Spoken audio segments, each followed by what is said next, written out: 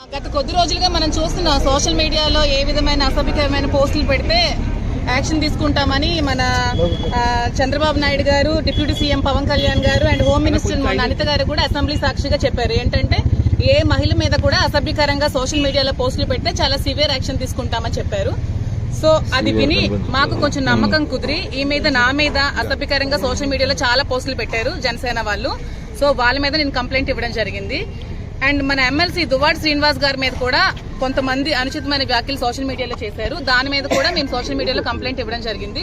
So ఇప్పుడు ఎంతవరకు action తీసుకుంటారో, వాళ్ళ నిజాయితీని ఎంతవరకు ప్రూవ్ చేసుకుంటారో మేము కూడా చూద్దాం అనుకుంటున్నాము. సో ఖచ్చితంగా దీని మీద యాక్షన్ తీసుకోవాలని కోరుకుంటున్నాము.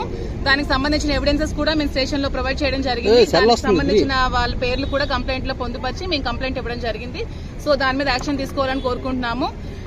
ఎమ్మెల్సీ దువ్వాడ శ్రీనివాస్ గారి మీద గత కొద్ది ఎలక్షన్ ఓడిపోయిన తర్వాత 4-5 నెలల నుంచి కూడా తీవ్రమైన థ్రెటనింగ్ కాల్స్ వస్తున్నాయి. చంపేస్తాం, బెదిరించేస్తామని, మీ ఇంటికి వచ్చి మీ ఇంటి మీద పెట్రోల్ పోస్తామని, మీ మీద యాసిడ్ పోస్తామని చాలా దారుణంగా ట్రోల్స్ చేసి, కంప్లైంట్స్ రైజ్ చేసి, సోషల్ మీడియాలో పోస్ట్ చేసి, కాల్ చేసి బెదిరిస్తున్నారు. వాటి మీద కూడా మన ఎమ్మెల్సీ గారు ఇదివరకే స్టేషన్ కి వచ్చి కంప్లైంట్ ఇవ్వడం జరిగింది. కానీ దాని మీద ఏ విధమైన యాక్షన్ తీసుకోలేదు.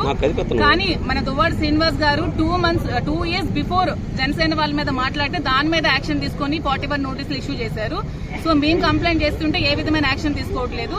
సో మా కంప్లైంట్స్ మీద కూడా యాక్షన్ తీసుకోవాలని, మా మీద కూడా అలాగే అటువైపు ఎలా స్పందిస్తున్నారా మా వైపు కూడా అలాగే స్పందించి యాక్షన్ తీసుకోవాలని కోరుకుంటున్నాము. చూడండి, ఎమ్మెల్సీ దువ్వాడ శ్రీనివాస్ గారి మీద ఎలాంటి పోస్టులు పెట్టారంటే, ఎప్పుడో 2 years బిఫోర్ చేసిన వాటిని మీరు ఎలా